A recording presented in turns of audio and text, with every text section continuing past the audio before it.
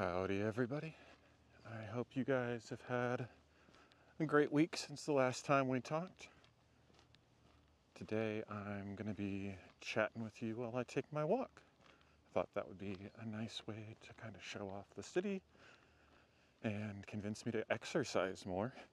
Well, as much of the city as we're going to get to see. I'm kind of in between two of the small towns, so there's a couple of houses and some fields out here, but it is very picturesque, as you can see. Today I wanted to talk a little bit about what an average day has been like for me now that I've been here for, almost 3 months. Doesn't feel like it, but I've been here for a little while, so I can talk to you a little bit now about what my day-to-day is kind of like working as an ALT at an elementary school and a middle school in the Japanese countryside. So my day starts every morning. I have to be at school by 8:30 in the morning. That's true for whatever school I'm going to, whether it's one of my two elementary schools or my middle school. And this is dictated by the contract that I signed with the Board of Education that hired me. It might be different for other people, but for me, I start at 8:30 and I end at 4 p.m. That is what my work day is on any day that I go into class. So for me, I usually wake up between 6:30 and 7 in the morning.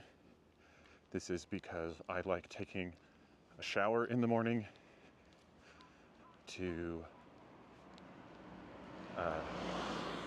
relax and get myself ready for my day ahead.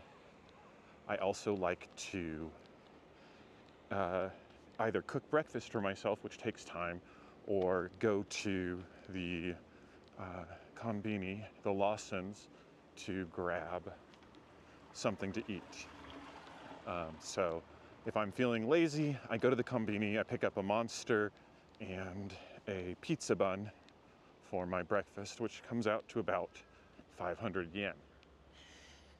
So it's not terrible. The drive to the convenience store is about 5 to 6 minutes, and then the drive to the school is about 20 minutes.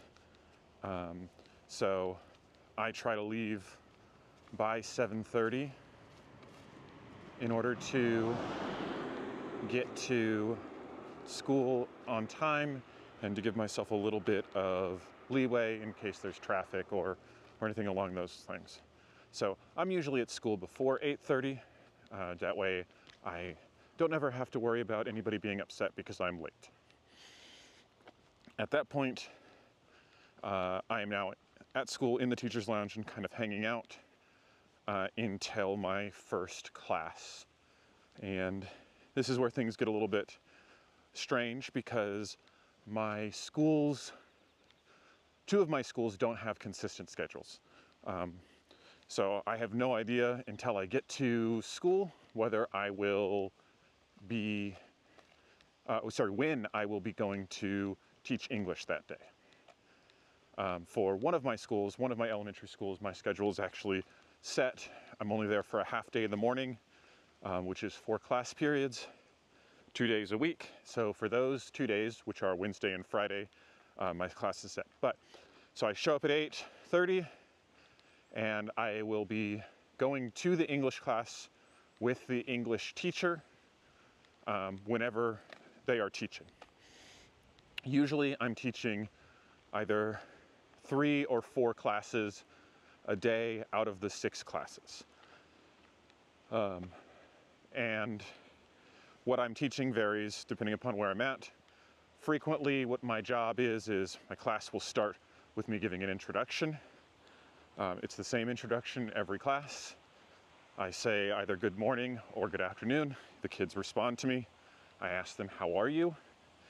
I get varying levels of competency in response to I'm something. I'm hungry, I'm sleepy, I'm tired. I did have to talk with the third years at middle school and let them know that I'm so-so was not going to be an acceptable answer, because otherwise that's all of them would ever say. After how are you comes the 3 questions that everybody gets sick and tired of. What time is it? What day is it? And what's today's date? Oh, 4 questions. And how's the weather? So those 4 questions are rote response memorizations at this point for the most part.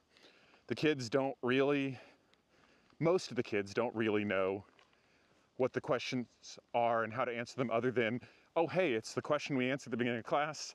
I will kind of listen to my fellow student for which word we're saying and then just kind of say it because I've memorized the possible answers. So after that, I try to shake things up a little bit to keep the kids actually thinking about English and how to speak it and all of that. So then I'll ask a question that I call the hard question to get them going. Usually it's something like, what's your favorite fruit? Or what kind of ramen do you like? Or something like that. Things where they don't have a memorized answer and they have to think about it and respond. If the class is small enough, I will make every kid answer that question. In the middle school, the classes are a little bit bigger, so usually 3 kids will answer, and either they'll volunteer, and it's the 3 kids that volunteer, or if there aren't any volunteers, we'll do a random draw to see which kid is going to answer the questions. So after that comes the actual lesson, and these are these are dictated by the textbook. The textbooks are very clear on what you're doing in any given day. There's a teacher version that tells you for this unit, you're going to break it up into this many days. On the first day, you'll do this. On the second day, you'll do this. On the third day, you'll do this, etc. So there's very little room for the teachers to make any kind of adjustments or come up with their own lessons.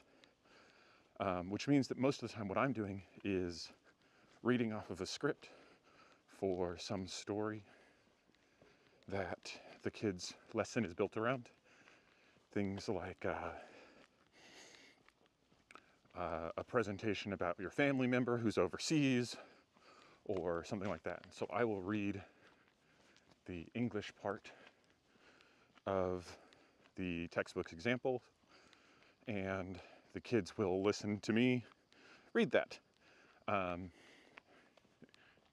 days when I'm not there, either they use a recording or the English teacher will say that part out loud. So after, there's also usually some kind of group activity that's going on, so I'm available when the kids need help figuring out an English word for something. My Google Translate has gotten a lot of work because very frequently I don't know what the Japanese word is that they're trying to translate into English. So I will look it up and then help them out on that.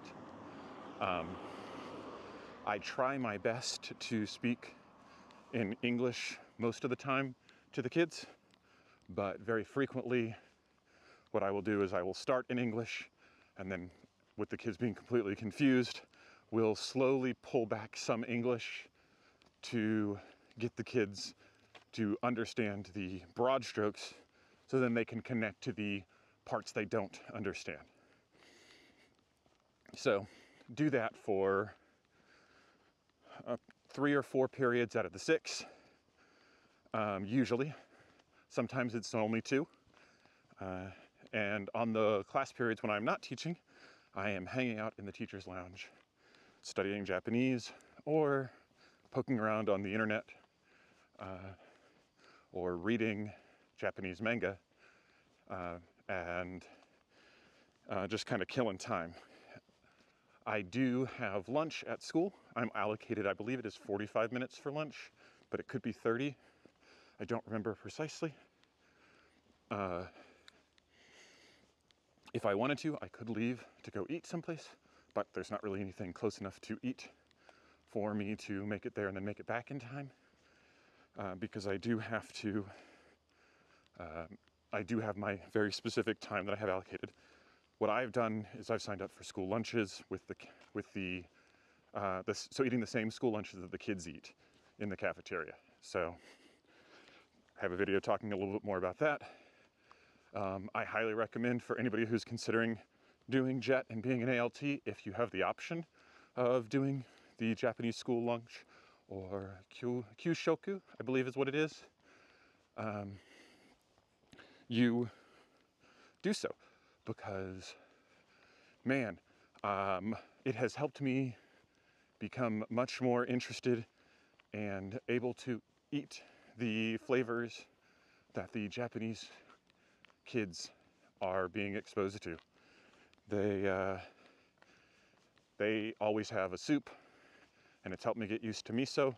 I didn't dislike it, but I didn't really care for it before coming here. Now it's starting to grow on me some, often becoming my favorite part of the lunch meal. Getting to eat a lot of different fish, some fish flavor, not my cup of tea, but I eat everything they put in front of me because that's what you do here. So it has helped me get over some of my hang-ups on their food, because I just eat whatever I'm given. And now I have found that when I go out to restaurants, things that before I just kind of left on the plate, I am now eating. So I feel a little bit better about that. So at 4, I get out of school. I am the first person to leave school campus from my middle school. My elementary school kids will have left before I leave, by about 15 minutes. But my elementary school kids still have another hour or so at school, and the teachers have another 2 to 3 hours at school, depending upon what's going on that day. So I get out much earlier than a lot of my coworkers and a lot of other people. The average work day in Japan ends, I think it's about 6:30 or 7 p.m. So you just kind of have, I get out and and things are still kind of dead because of that. So, in fact, right now it is just a little after 4:30. Some of the older people are starting to come home and be finishing up, but everybody who works at an office job is still at work. When I get home, that is where my day kind of shifts around. My goal living out here is to spend as little time in my apartment as possible. So I will try to take walks. I will try to coordinate with the other ALT in my town to go out to eat. I am looking constantly on the lookout for activities that are going on. I'm trying to join clubs and stay active. Tuesday nights, I go out to my taiko drumming practice, for example. So every day I try to keep myself busy as much as I can. And then I try to go to sleep around 10:30 to 11 so that I am not tired for work the next day. Because of how much downtime I have at schools, usually 3+ hours at school that I'm not expected to be in the classroom, I don't worry too much about studying Japanese outside of school. I try to do all of my online learning tools, my Anki flashcards and all that, between classes while I'm sitting in the teacher's lounge with nothing to do. Overall, it has been quite enjoyable. It is not a significant amount of work for me. For anybody considering JET, please note that my experiences are not universal. You could be working all 6 periods. You could be working only 1 period on any given day. It really depends. But I have loved being in the classroom. The kids are fabulous. They're so adorable. They're always so excited to be doing the stuff that I organize, because I'm usually presenting games or activities as opposed to worksheets and rote memorization. So from that perspective, I think it's very easy for them to enjoy what I'm doing. Overall, great time so far in Japan. I hope you're all enjoying these videos.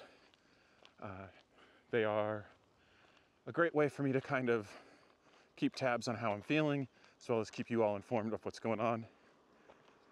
And until next time, this is Dan in Inaka signing off. Have a great life.